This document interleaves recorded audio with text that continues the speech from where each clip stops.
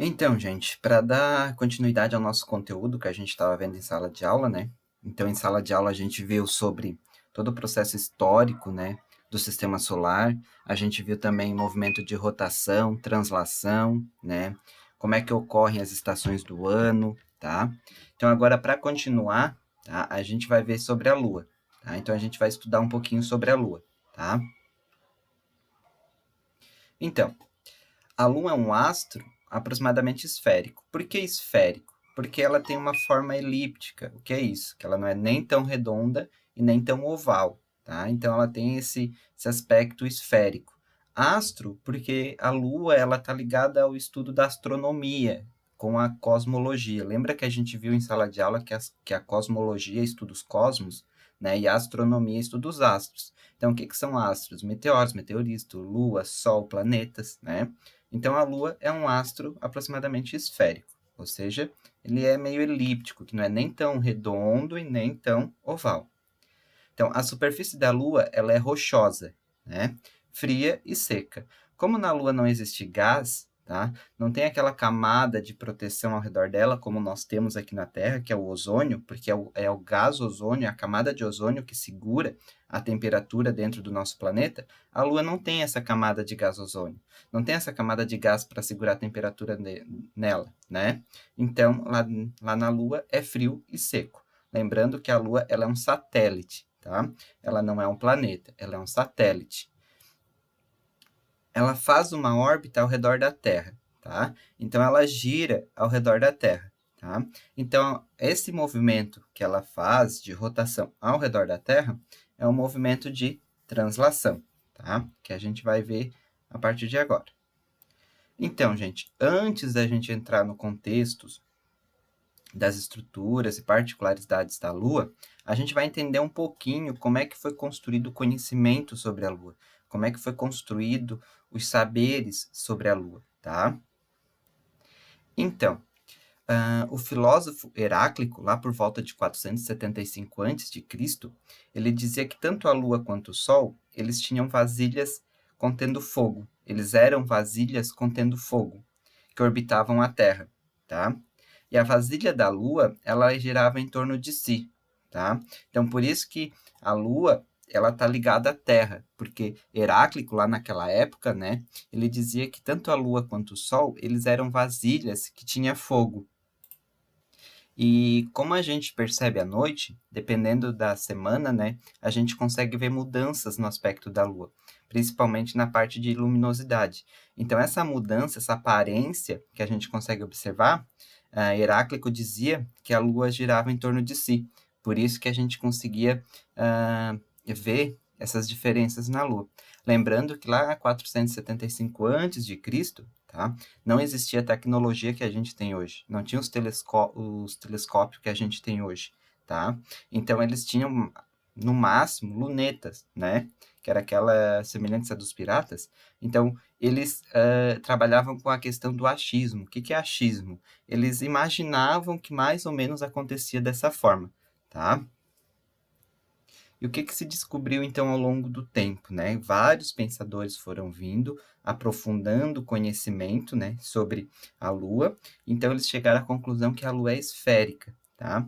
E ela reflete a luz do Sol. Então, a Lua, ela não produz luz própria, certo, gente? O que ela faz é refletir a luz do Sol, a luz que vem do Sol, tá? E depois, com a invenção do telescópio, foi conseguindo conhecer cada vez mais a Lua, tá? Não somente a Lua, mas conhecer cada vez mais como é que funciona o nosso sistema solar, o nosso planeta, o nosso universo, tá? Lá em 1609, um, um cara, né, um cientista chamado Galileu, ele apontou o telescópio para a Lua e ele percebeu que a Lua ela não era lisa, tá? Ela tinha umas rupturas assim, dava para observar assim como se fosse buracos na Lua, né? Então ele definiu a Lua como que ela possuía crateras, tá? E essas crateras, elas foram formadas, possivelmente, né, uma hipótese, que elas foram formadas quando caíam asteroides e cometas ali na Lua. Então, gente, como é que originou a Lua? Qual é a principal hipótese? Qual é a ideia mais aceita sobre a origem da Lua? Tá? Então, a maioria dos astrônomos, eles concordam que a Lua, ela se formou de um grande meteorito, tá? Esse meteorito, ele tinha metade do tamanho da Terra. E o que, que aconteceu então? Aproximadamente há 4,5 bilhões de anos atrás, esse meteorito, ele se chocou com o nosso planeta. E esse choque que aconteceu entre esse meteorito, que tinha metade do tamanho da Terra, com a Terra, tá? Fez com que migalhas, pedaços de rochas fossem liberadas no, ali no espaço. Essas rochas, tá? Com o tempo, elas foram se aglomerando, se unindo, dando origem à Lua, tá? Então, assim, ó, esse choque que aconteceu entre entre esse meteoro, esse meteorito, com a Terra, ele mudou a inclinação do eixo da Terra, tá? Então, a Terra, uma das suspeitas da mudança da inclinação do eixo da Terra foi por causa desse choque que aconteceu do meteoro. Ele mudou a inclinação do eixo, mas não mudou a órbita da Terra. Então, a Terra continua na sua mesma órbita desde a origem do Big Bang. A questão é que esse choque que houve desse meteorito com a Terra, né, ele mudou a inclinação dela. Aqui a gente tem uma imagem, ó, onde o professor botou. Então, nós temos a Terra, onde o eixo, tá, ele não está a 23 graus, tá? Ele está reto, né, um eixo linear. E a gente tem o choque, ó, desse meteorito com a Terra. O que, que aconteceu? Com esse choque, tá, mudou-se, então, o eixo terrestre, tá? Então, aqui a gente tem a liberação de sedimentos, liberação de rochas, tá? Essas rochas, elas foram se acumulando aqui, ó, ao redor da Terra, ó. Dá para ver aqui os fragmentos de rochas, como se fosse um anel. Então, esse impacto do meteorito com a Terra, tá? Fez com que ela mudasse a inclinação. Então, agora a gente tem um eixo de, em vez de ter de 90 graus, a gente tem um eixo de 23 graus, certo? E esses sedimentos, assim, ó, esses restos de meteoro, de terra que ficaram, esses pedaços de rochas que formaram esse anel aqui ao redor da Terra, eles foram se aglomerando, tá?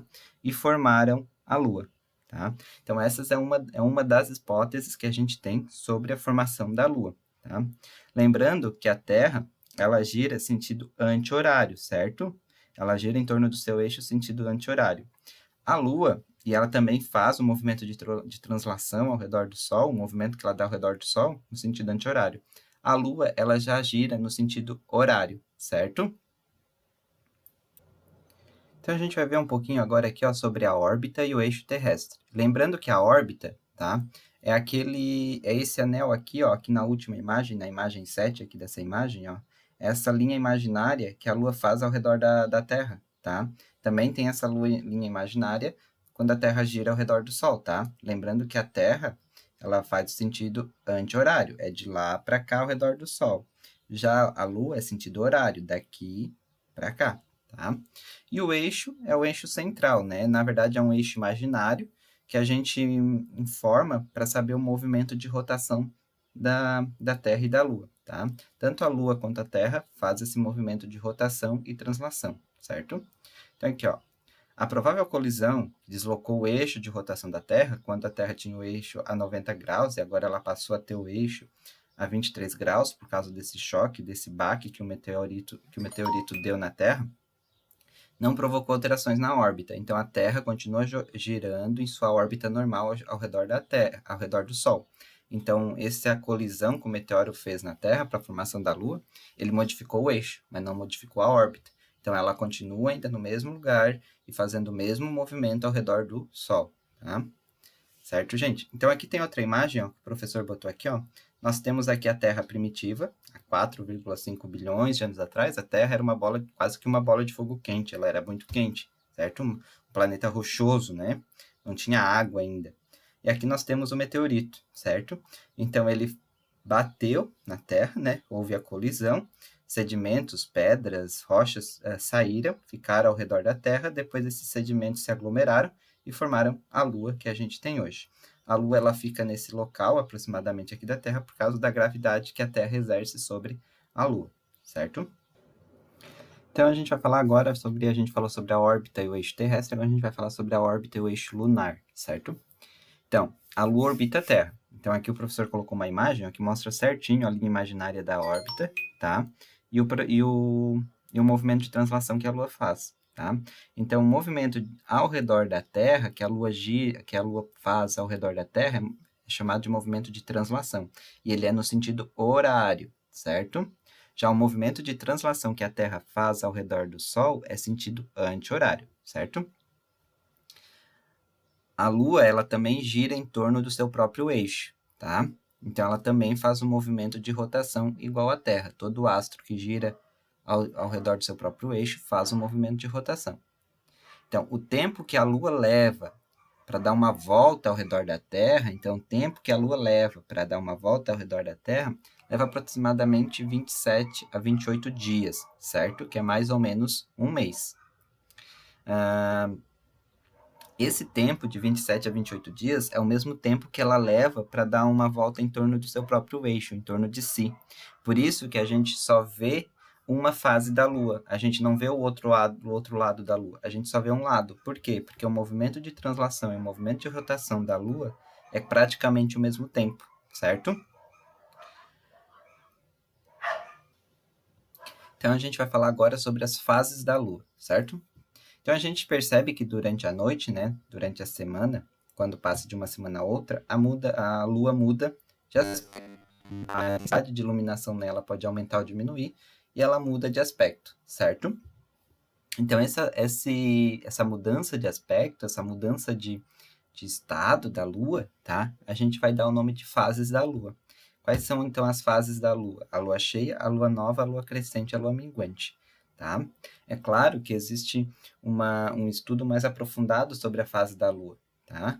Mas a gente vai ficar na parte mais básica e depois, quando a gente voltar para a escola, a gente dá uma aprofundada nisso, certo? Então, a fase da Lua, quando a gente observa se ela é lua cheia, lua minguante, ou lua nova, ou lua crescente, depende da iluminação que ela está recebendo. Essa iluminação vem de quem? Essa iluminação vem do Sol. Então, a gente vai classificar ela em lua cheia, minguante, crescente ou nova, de acordo com a intensidade de luz e da posição dela no sistema solar, certo? Então, a lua cheia significa que a parte iluminada dela está totalmente voltada para a Terra, certo? Então, olha só, aqui nós temos... Então, aqui a gente tem a lua cheia, certo? Então, olha onde é que está a lua cheia. Ela está bem aqui, ó, tá? Ela está bem aqui, ó, nessa linha aqui. Então, a lua cheia é quando a gente vê a parte iluminada dela, que ela está voltada para a Terra, tá? Então, a lua está numa posição aqui, no movimento de translação dela ao redor do Sol, no sentido horário, ela está numa posição que a gente consegue ver a parte iluminada. Ou seja, a projeção da luz do Sol a gente consegue observar aqui na Lua. Então, quando a gente consegue ver a Lua inteira iluminada, a gente vai dizer que ela é a Lua cheia. Já a Lua nova, tá? Por exemplo, aqui, ó, ela fica de costas para a Terra. É quando a Lua está fazendo o movimento de translação dela ao redor da Terra, ela está passando, tá, na frente da Terra. Então, ela está entre o Sol e a Terra. Ela está passando na frente da Terra. Então, os raios de Sol iluminam a parte de trás da Lua, tá? Então, a gente vê aqui essa parte... A gente vê a parte escura, ela não tem nenhuma luz. Por quê? Porque ela está de costas para o Sol, ou seja, ela está entre o Sol e a Terra. Então, os raios de Sol batem na parte de trás da Lua. Então, a gente aqui da Terra não consegue observar. Então, a gente não, na verdade, não tem quase nenhuma, não dá para ver quase nada da Lua nessa época. Tanto que a noite, ela é muito escura, certo? Já a Lua crescente, né? Ou a lua minguante, então a lua crescente para cá, ó. Então, depois da lua nova vem a lua crescente, tá? Depois vem a lua cheia, a lua minguante, tá? Então, é quando a gente vê metade da lua, somente metade do disco da lua. Ou seja, quando a luz do sol ilumina apenas metade da lua, tá? Dependendo da época do ano, da época do mês, a gente vai conseguir observar se ela é crescente ou se ela é minguante. Então, a lua cheia é quando a gente consegue observar toda a iluminação que o Sol faz nela, então a gente consegue observar da Terra ela toda iluminada com a luz do Sol. A Lua nova é quando ela está no meio entre o Sol e a Terra, então os raios de Sol batem na parte de trás da Lua, então a gente não consegue observar nada, a gente não consegue ver nada, somente o escuro, certo? E a Lua crescente e a Lua minguante é quando a gente consegue ver metade dessa Lua, ou seja, quando a luz do Sol bate ilumina metade da Lua. Então, ali na lua crescente e na lua minguante, a gente pode perceber, por exemplo, que depois da lua nova que vem a lua crescente, a cada noite, se a gente for observar toda a noite certinho, a cada noite a gente consegue ver uma parte maior da lua sendo iluminada. E na lua minguante, o mesmo processo. Toda noite, depois da lua cheia, se a gente for observar toda a noite, a gente consegue ver que ela vai perdendo um pouco de luz, né? Que a parte escura, ela vai aumentando, certo?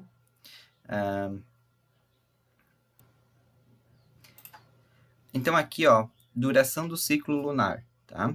Então, a duração do ciclo lunar, ele tem aproximadamente entre 27 a 29 dias, certo? Então, aqui o professor colocou mais ou menos como se fosse no calendário, para a gente observar as fases da Lua. Então, nós temos aqui a Lua... nós temos aqui a Lua nova, né? Dia 1º. Conforme o dia vai passando, ó, no dia 2, ó, dá para perceber que essa parte aqui iluminada vai ficando maior, então ela vai crescendo. A gente tem a lua crescente, certo? Com o passar do tempo, ó, a parte iluminada vai ficando maior, tá? Depois nós temos a lua cheia, tá? E com o passar do tempo, a partir do dia 17, ela vai diminuindo. Então, a gente já tem o início da lua minguante, certo? Até chegar a lua novamente, certo? Então, agora, o que é os eclipses, né? Então, o que é o eclipse? Existem dois tipos de eclipse, o lunar e o eclipse solar. A gente vai ver cada um deles, então, agora, tá? Então, o eclipse ele é um fenômeno que ocorre de tempo em tempo, tá? E pode ser previsto pelos astrônomos. Então, os astrônomos, tá? Eles conseguem dizer para a gente mais ou menos quando vai ter um eclipse lunar e quando vai ter um eclipse solar, certo? Todo astro, tá? Todo planeta, todo astro, planeta, meteoro, meteorito, enfim, que é iluminado pelo Sol, produz sombra. Então, todo astro, tá? Ele vai produzir sombra. E a sombra, ela é composta por duas regiões, uma que a gente chama de região umbra e a penumbra, tá? Qual é a diferença dessas duas, tá? Então, vamos supor aqui, ó, o Sol, ele está projetando luz na Terra. A Terra está fazendo sombra. Então, todo objeto que recebe luz, automaticamente ele vai ter que fazer sombra, certo? Então, aqui, ó, o Sol, ele está jogando luz para a Terra e a parte de trás da Terra está fazendo sombra. Então, essa parte da sombra aqui, ó, a gente vai chamar de umbra, que é uma região totalmente escura, tá? Escuridão total. E essa parte mais clara, que é a borda aqui, ó, a gente vai chamar de penumbra, que a gente consegue ver uma parte mais clara, certo? Então, a umbra é a parte de escuridão total que o astro fez, e a penumbra é a parte mais clara, seria praticamente a borda, tá? Como o professor falou, existe o eclipse lunar e o eclipse solar, tá? E como é que ocorre o eclipse? O eclipse ele ocorre quando tanto o Sol quanto a Terra e a Lua estejam alinhados, certo? Aqui, tá? Estejam alinhados, ó, tá aí o Sol aqui alinhado com a Terra e com a Lua, tá? Então, o eclipse lunar, né? A Lua passa pela umbra terrestre, então a Lua está fazendo aqui o movimento horário dela, o movimento de translação, né? Então, ó, quando ela vem daqui fazendo esse percurso, ela está recebendo luz, recebendo luz, recebendo luz, recebendo luz, recebendo luz. Chega aqui numa parte onde a Terra está sendo iluminada pelo Sol, quando ela vai passar pela sombra da Terra, tá? A gente chama de eclipse lunar. Ou seja, quando a Lua passa na umbra da Terra. O pessoal aqui, ó, que é a parte escura, a parte noite, tá, do planeta aqui, consegue observar o eclipse lunar. Já o pessoal que está na parte clara não vai conseguir, porque a Lua está atrás da Terra, não tem como observar, certo? Dependendo da região que a pessoa está observando, ela pode estar totalmente escondida, né? O eclipse pode ser total ou pode ser parcial, certo? Então, eclipse lunar é quando a Lua passa por trás da Terra e ela acaba passando na sombra da Terra, certo? Tá. E o eclipse solar é quando a Lua passa entre a Terra e o Sol. Ou seja, então nós temos aqui a Terra, tá? E nós temos aqui o Sol. Então, a luz que o Sol está emitindo na Terra, aqui, ó, a Lua passou na frente. No movimento de translação dela ao redor da Terra, ela passa na frente. Esse eclipse solar, certo, gente? Ele não pode ser visto de todo o planeta aqui, ó, de toda essa parte que está sendo iluminada, mas só de uma parte, certo? Então, nós temos aqui o continente africano, essa parte do continente aqui consegue observar o eclipse, outra parte do continente não, tá? Então, dependendo do local que a pessoa está observando, tá? Ela vai conseguir ver o eclipse total ou eclipse parcial. Então, o eclipse lunar é quando a Lua passa atrás da Terra, na região escura da Terra, né, que a gente chama de umbra, e o eclipse solar é quando a Lua passa na frente do Sol. Então, como a Lua está passando entre o Sol e a Terra, a gente consegue ver a sombra da Lua, certo? Então, pessoal, por hoje é isso. Espero que vocês tenham entendido. O professor vai colocar, além desse vídeo, outros para vocês entenderem um pouco melhor essa situação, tá? E vai deixar umas atividades para vocês. Semana que vem a gente volta, certo? Estudando daí sobre clima. Até mais, gente.